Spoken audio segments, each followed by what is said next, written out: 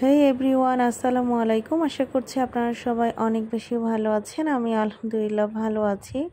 আজকে আমি আমার ব্লগটি শুরু করছি সন্ধ্যা থেকে। তো সন্ধ্যার সময় এখানে দুইটা হাঁসের ডিম সেদ্ধ করে নিয়েছিলাম, একটা আমার জন্য আর একটা জারিফের জন্য।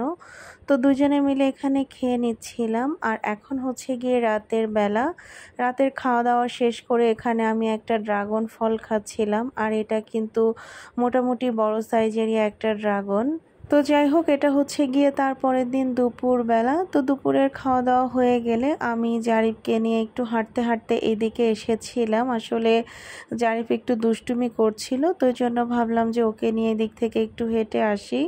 তো এদিকে আসার পরে সে বলছিল যে মাঠে যাবে, পরে তাকে নিয়ে একটু মাঠ থেকে ঘুরে এখন আমি আমাদের রাস্তা দিয়ে বাড়ির দিকে যাচ্ছিলাম। আর এখন যে বাগানের মতো জায়গাটা দেখতে পাচ্ছেন, এটা কিন্তু আমাদের। তো এখানে দেখতেই পাচ্ছেন বেশ অনেক বড় একটা বাঁশ বাগানও রয়েছে।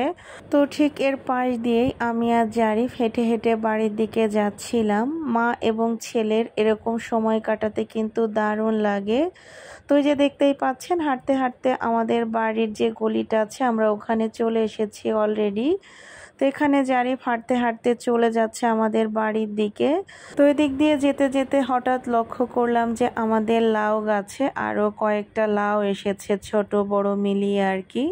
তো এই যে দেখতেই পাচ্ছেন, মাশাআল্লাহ বেশ কয়েকটা লাউ কিন্তু অলরেডি ধরেছে লাউ গাছে আবারও। তো এখানে এই সাইডে যে লাউটা দেখতে পাচ্ছেন এই মুহূর্তে, এই লাউটাই কিন্তু বড় হলে আমি ঢাকায় নিয়ে আসি আসার সময়।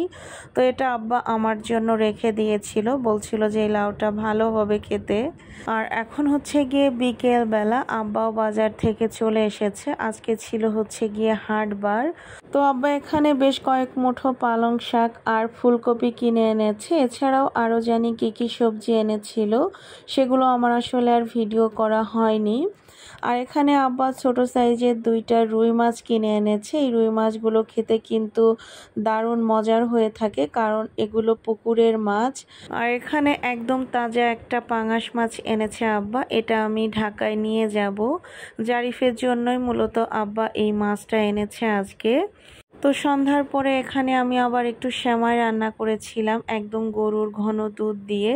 তো বাচ্চারা মাশাআল্লাহ এই সেমাইটা খেতে খুবই পছন্দ করেছে।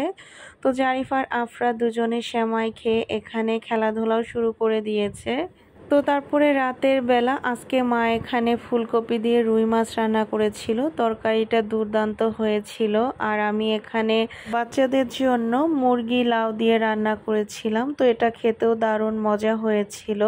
তো এখন হচ্ছে গিয়ে দুপুর বেলা, আমি আর জারিফ চলে এসেছি ছাদে। তো এখানে আসার পরে জারিফের কিছু ছবি তোলার চেষ্টা করছিলাম, কিন্তু জারিফ আসলে খুবই নড়াচড়া করে, ওর ছবি তোলাটাই অনেক কঠিন হয়ে যায়। তো তারপর এদিকে দেখলাম যে গাছের কয়েকটা মরিচ লাল হয়ে পেকে যাচ্ছে।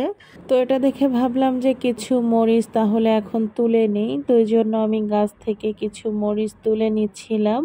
আর এভাবে মরিচ তুলতে কিন্তু আমার বেশ লাগে। তো যাই হোক, ওদিকে মরিচ তোলা হয়ে গেলে এখন আমি আমার ভাইয়ার গোলাপ গাছের এই সাইডে চলে এসেছি।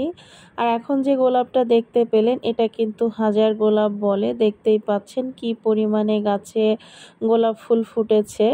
তো গোলাপ ফুল তো আমার এমনিতেই ভীষণ পছন্দের, সাথে এর পাশে যে কাটা মুকুটটা দেখতে পাচ্ছেন, এটাও আমার খুব পছন্দের একটা ফুল।